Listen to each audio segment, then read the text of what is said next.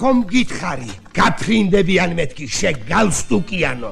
ბორის ციფურიას ეს ცნობილი ფრაზა ყველას კარგად გვახსოვს.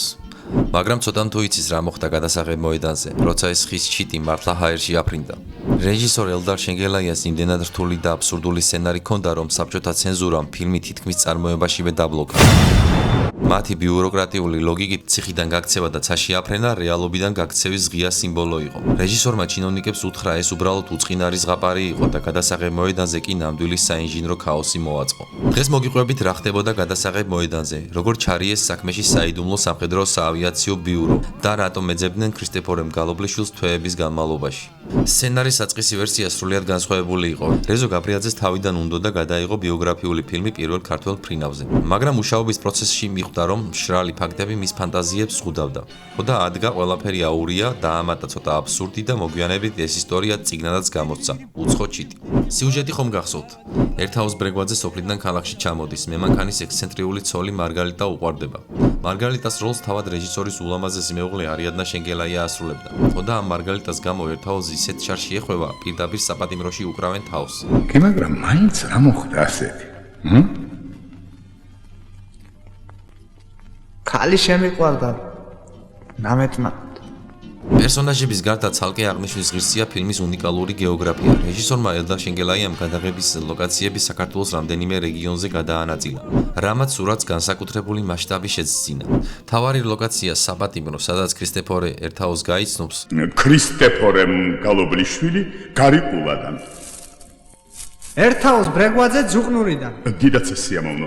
ეს გახლავთ შიდა ქართლში, კასპის მუნიციპალიტეტში მდებარე სხვილოს ციხე. ის საკულტო ემოციური ეპიზოდი, სადაც ვასილ ჩხაიძის პერსონაჟი ყვავილებს ტოვებს და ამბობს. თამუნია. სხვილოს ციხის მიმდებარედ ნასოფლარ პანტიანის ნანგრევებთან არის გადაღებული. ეს საფლავის ქვა იქ დღესაც არსებობს. ქალაქის სცენები, მათ შორის მარგალიტას სახლი და მილიციის განყოფილება რეჟისორმა კახეთში, კერძოდ თელავში გადაიღო. ხოლო საავადმყოფოს ეზოს კადრები მუხრანის ძველ სკოლასა და მის მიმდებარე ბაღშია გადაღებული. ერთაოზის სოფლის სცენებს იმერეთში იღებდნენ. გადამღებმა ჯგუფმა პერსონაჟის ეზოსთვის სპეციალურად დაამზადა დაძველებული ავთენტური დეკორაციები. თუმცა ადგილობრივმა მოსახლეობამ ღამით ეს დეკორაციები კეთილი განზრახვით ახლად შეღება, რის გამოც ფილმის მხატვრებს ყველაფრის ხელახლა დაძველება მოუხდათ. ფილმის მთავარი სიმბოლო, ხის ბორბლებისა და ნაჭრებისგან აწყობილი ცალფრენი, საიდუმლო სამხედრო საავიაციო ბიუროს ნამუშევარია.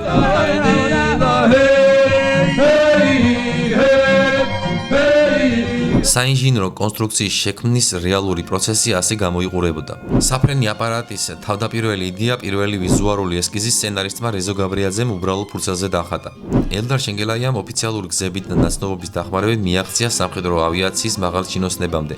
მათი ნებართვით საავიაციო საინჟინრო ბიუროს დაავალეს, რომ გაბრიაძის ნახაზების მიხედვით შეექმნათ რეალური მყარი კონსტრუქციის ჩონჩხი. აპარატს უნდა გაეძლო ორი ადამიანის წონისთვის. ფრთები მექანიკურად უნდა ემოძრავა და ჰაერში აწევისას არ დაშლილიყო. მას შემდეგ, რაც ინჟინერებმა მყარი ბაზა ააწყეს, საქმეში ფილმის მხატვრები თენგიზ და რევაზ მირზანაშვილები ჩაერთვნენ.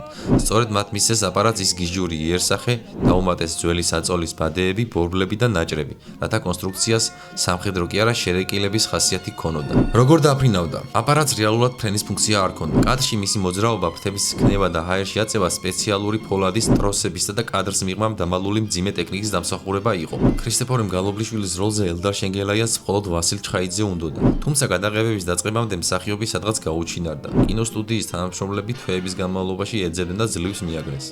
ვასილ ჩხაიძე ცხოვრებაში ზუსტად ისეთივე არაპროგნოზირებადი და თავისებური კაცი იყო, როგორც ეკრანზე. ვეღარ გაიგო ამ ხალხმა, რომ სიყვარული ვერტიკალურია და თან ბრუნვადიც.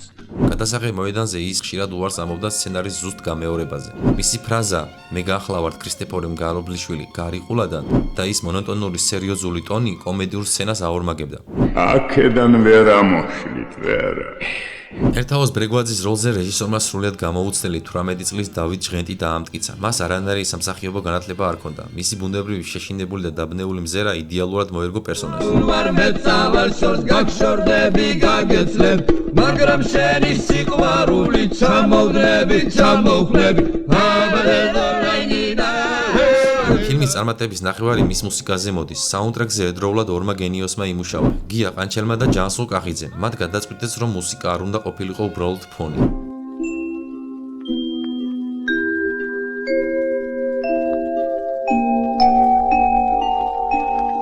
საბოლოოდ ფილმი 1973 წელს გამოვიდა, ხოლო საკავშირო ეკრანებზე 1974 წელს ჩაეშვა.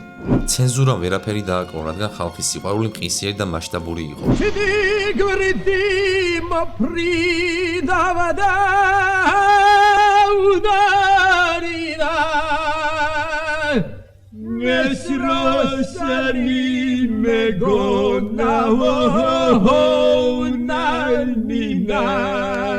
ნახევარ საუკუნეზე მეტი ხნის შემდეგ შერეკილები მხოლოდ კომედია აღარ არის. ის თავისუფლებაზე, ოცნებაზე და იმ ადამიანებზეა, რომლებიც სამყაროს სხვებისგან განსხვავებული თვალით უყურებენ. თუ მოგწონთ მსგავსი კინოგახილვები, აუცილებლად მოიწონეთ ვიდეო და გამოიწერეთ არხი. ეს საშუალებას მომცემს, რომ კიდევ უფრო საინტერესო და მრავალფეროვანი ისტორიები გაგიზიაროთ. აბადროებით. წამიყვანე ერთაოს! მარგარიტა, აი ეს შავი დედალი ჩემგან სამახსოვროდ, მაინც მოგიდაცებ, ნუ გაშინია.